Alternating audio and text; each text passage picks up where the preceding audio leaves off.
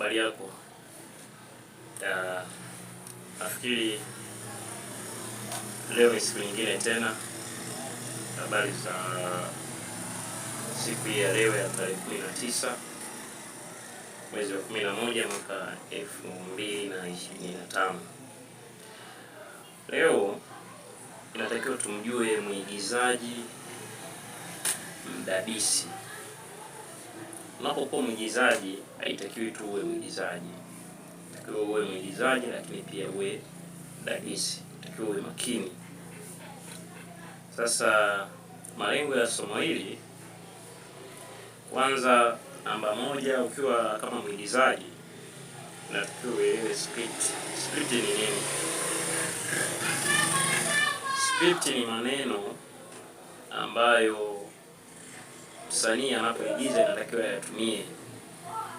Haitakiwi kila neno tu alitoe aongee. Anaweza akatoka nje ya mada au akamaliza muda bila sababu.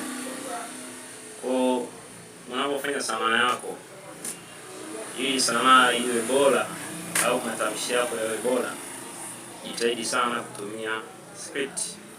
Yaani yale maneno wewe umeyapangilia, umeyaandika vizuri. Namba 2, toa hisia zinazolingana na mazingira. Unajua kuna mtu mwingine ana act yuko msibani, analia huko anacheka.